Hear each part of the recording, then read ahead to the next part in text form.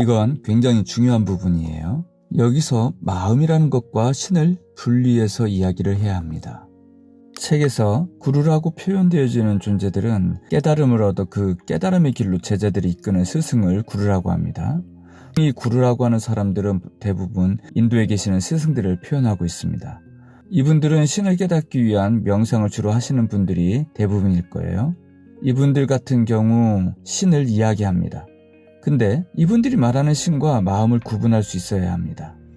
사람들은 에고의 차원에서 신을 생각할 때 이미 마음이라고 하는 자신들의 머릿속에 떠올리는 그 개념화된 감정이 투입된 그런 어떤 상념적 존재로서의 신을 떠올립니다. 그런데 그 신들이 자신들을 심판한다고 생각을 하죠. 그렇게 배워왔으니까. 기독교가 그렇게 가르치고 신이 접촉한다라는 경험을 가진 사람들의 이야기하는 거 들어보면 마치 신이 이 땅을 심판하듯이 두려움으로 표현을 하니까 사람들 마음 가운데는 자연스럽게 신이란 존재는 인간들을 심판할 수 있는 존재다라고 하는 에고적으로 생각하는 거예요. 그건 에고에 의해 절대자라는 미지의 존재를 향한 갖는 두려움이 만든 허상인 겁니다. 신이 실제로 심판을 하는가 안 하는가 그걸 경험할 수도 없고 자신의 어려움과 고통의 원인이 자신의 깊은 마음이 아니라 미지의 절대자인 신의 심판에 의한 거라고 여기고 희한하게 양심은 또 이 에고적 판단에 순응해서 그런 생각을 하고 있는 겁니다. 그리고 이러한 개념화는 신을 향한 신념이 되어서 진리마냥 당연시되고 상식화되어 버리죠. 그런데 그런 신은 알고 보면 내 마음이 만들어낸 존재라는 거예요. 내가 존재하는 이 존재계가 있고 거기에 존재되는 힘의 법칙성이 있으며 여기에는 미지의 제일 원인이 있을 수밖에 없다는 사유에 근거하기도 합니다. 그래서 신은 있을 수밖에 없다고 여기는 거죠. 이렇게 에고에서 생각하는 신이 있고 즉 에고의 마음이 만든 신이 있게 되는 거죠. 그런데 실제적 신이 있다는 겁니다. 우리가 깨달음을 얻는 과정은 에고의 차원에서 시작을 하죠. 즉 에고의 차원에서 신을 향한다는 말이에요. 그렇기 때문에 에고적 차원에서 신을 아무리 생각해봐야 그 신이라는 건 허상일 뿐이죠. 그런데 허상인데도 불구하고 신을 향하라는 겁니다. 이게 딜레마인 거예요. 마음에서 신을 만들었는데 그 신을 향하라고 하니까 이건 뭐 이상한 소리잖아요. 여기서 신은 어떤 존재냐, 여기서부터 신의 개념이 바뀌어야 되는 겁니다. 신은 만 생명의 근원적 존재, 이렇게 생각을 바꿔야 되는 거예요. 구루들이 제자들에게 신을 표현할 때 제자들은 신은 세상을 심판한다는 둥, 세상을 멸망시킨다는 둥, 겁주는 신이라고 이미 머릿속에 박혀있는 상태에서 구루한테, 즉 스승한테 신은 어떤 존재냐고 묻는단 말이에요. 그런데 이 구루들이 제자들에게 말하는 신은 또 다른 거예요. 구루들은 제자들의 질문에 신에 대해 새로운 개념을 선보이는 거죠. 물론 구루들로부터 제자들에게 머릿속에 상념화되고 개념화되는 신은 어차피 에고의 신이잖아요. 그런데 뭐가 다르냐, 제자들이 기존에 갖고 있었던 자신들을 두렵게 만들고 자신들을 심판하고 세상을 멸망시킬 것 같았던 선과 악의 심판자로서의 신, 그리고 구루, 즉 스승이 제시하는 새로운 신, 제자들의 마음의 입장에서는 둘 다 어차피 마음의 세계고 둘 다 마음의 신이란 말이죠. 그런데 뭐가 다르죠? 방향성, 이게 달라요. 수행이라는 관점에서 굉장히 다른 거예요.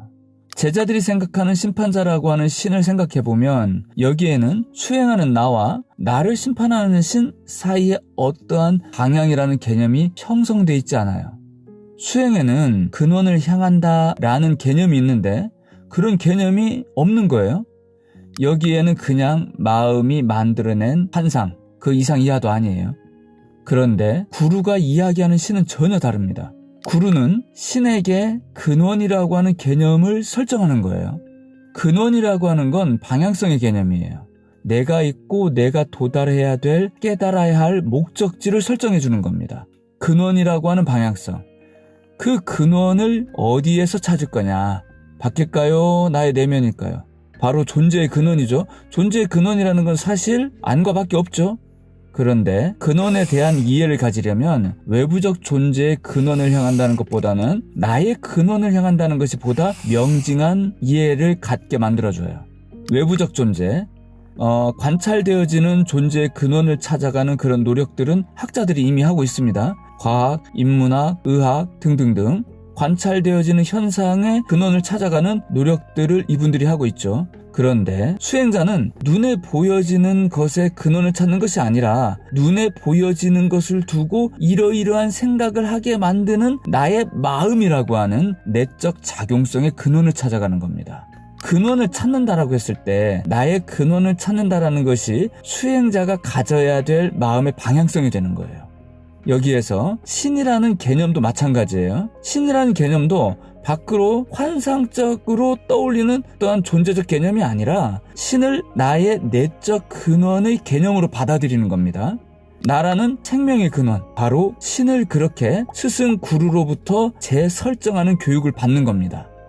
그래서 스승 또는 구루로부터 새롭게 제시받는 근원적 존재로서의 새로운 신을 받아들이는 겁니다. 그리고 그 신을 향하는 거죠. 여기에서 스승이 말하는 신과 내가 기존에 알고 있었던 신이 본질적으로 다르다는 걸 알게 돼요. 그래서 제자는 스승이 제시하는 근원적 존재로서의 신을 받아들이고 끊임없이 나의 상념 속에서 나름대로 신을 만들어내는 나의 마음을 알아차리고 이 마음들을 내려놓는 수행의 여정을 걷게 되는 겁니다. 여기에서 이 마음이 문제라는 걸 발견하는 겁니다. 불교에서는 이런 말이 있어요. 죄무자성 종심기. 죄라는 품성은 본래 텅 비었다. 무자성. 본래 죄라는 어떠한 특정한 품성이 있는 것이 아니다. 종심기. 다만 마음을 따라 일어날 뿐이다. 그래서 심판을 받고 안 받고 그 개념에 놓여있는 선악이라는 것은 내 마음이 만들어내는 거라는 거예요. 선의 개념으로 본다면 근원자는 신이죠. 신을 따르지 못하는 건 그냥 악이 되는 겁니다. 그러면 이것은 자연스러운 심판을 받아야 될 대상이 될 거예요. 그런데 이 나라는 것이 근원자인 절대 선인 신을 따른다. 그러기 위해서 근원을 향해 내 마음을 온전히 투입하는 수행을 한다. 그리하여 나를 중심 삼는 그 어떠한 분별심도 갖지 않는 청정한 마음 상태에 있다. 이미 우리는 신성과 하나 되어줄 수 있는 근원과 하나 될 수 있는 상태로 들어간 것이 돼요. 여기에는 죄의 품성이 있을 수가 없는 겁니다. 여기에는 심판받을 내용도 없어요. 심판받을 그 어떤 대상도 존재하질 않아요.